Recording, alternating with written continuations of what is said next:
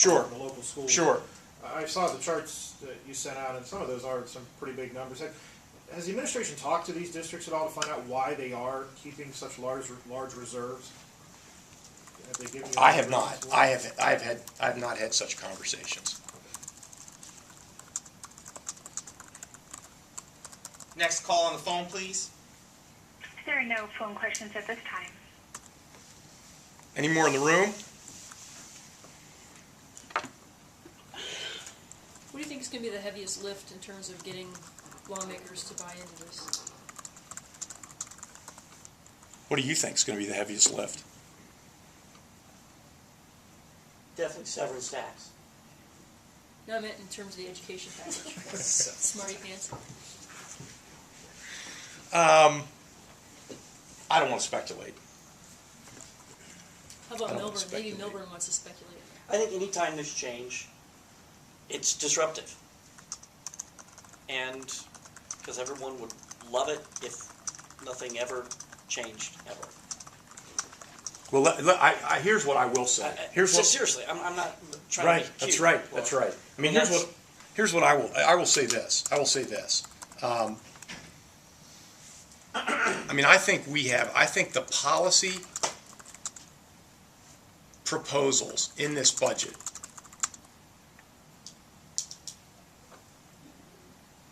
in this foundation formula very effectively deliver on the promise of the foundation formula, which is, again, I've said it a number of times, to efficiently and effectively target resources to those districts that don't have the capacity to raise revenue locally. And I stress effectively and efficiently deliver those resources.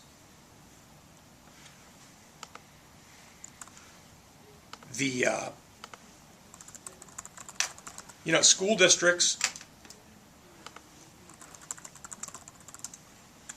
have never liked to see the negative numbers. And they kind of look past the policy and they just say, notwithstanding the changing circumstances that are occurring, I shouldn't have to lose money.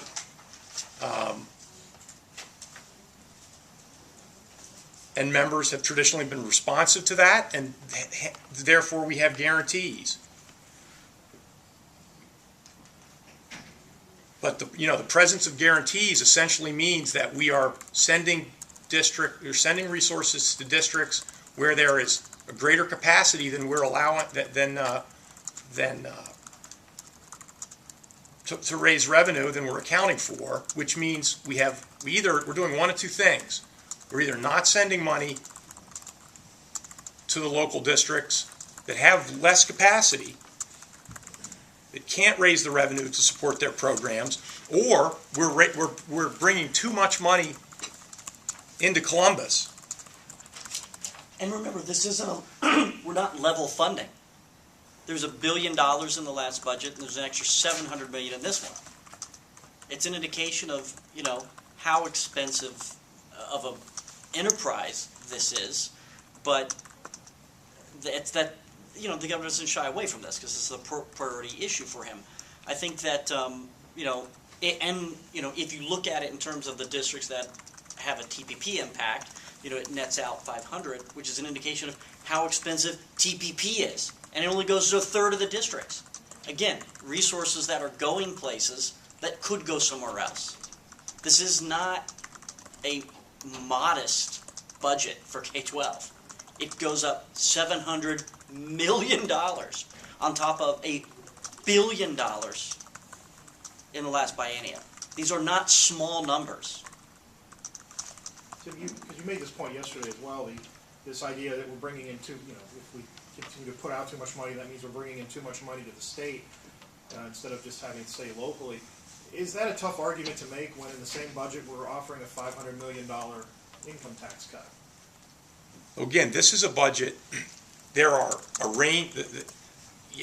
This budget is attempting to address a range of issues that, new blueprint for Ohio, blueprint for a new Ohio,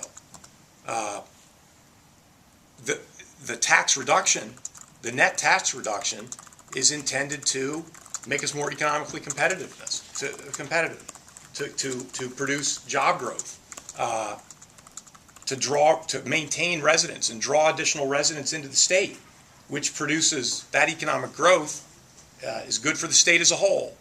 It's good for the local communities. It's good for the school districts. Well, I understand the reasons behind the tax cut, but if you're telling the district, sorry, you have to take a 2% hit each year in Gallia County, which I think is going to draw the ire of certain important folks across the street. I think the two Gallia County districts take a negative They do. one. Yeah, And I so, looked at those At the same two time, also. you're saying, sorry, you have to take these cuts, but at the same time, we're going to give out $500 million in income tax cuts because we can afford it. I mean, doesn't that make that a tough sell? And at the end of the day, doesn't that just sort of drive legislators to want to put on guarantees again, so that they don't have to try to make that argument at home? Tim, can I comment on that? One of the reasons that we're able to put $700 million new dollars into K-12 is because Ohio's doing better. And Ohio isn't doing better because Ohio raised taxes, drove business out of the state, shut them down, and saw more people jobless. Ohio's doing better because the governor worked very hard, very deliberately, made tough calls in the first budget, put ourselves on stronger fiscal footing, and created a jobs-friendly climate. Part of that was tax cuts. And as we continue to cut taxes, we continue to drive prosperity, which drives revenue. These cash reserves, if I'm, check my math, I believe over the period of the spreadsheet, they increased $1 billion. That's not a random, just sum up, sum down, weird quirkness of levy cycles. That's a rising tide that is lifting all boats. And if we want to continue to see increased prosperity driving revenue to lots of places, we have to make sure we are also not forgetting to increase the health of the body at large. There's more than one priority you have to juggle at any given moment. And I guarantee you, the higher ed guys, they're looking at $700 million, and they're like, what? And the parks guy, I mean, there is more than one ball you got to keep in the air at a time. And the very, very, very, very, very, very, very important ball is continuing to drive economic growth. And you do that, in large part, the governor believes, through tax policy. How about one more?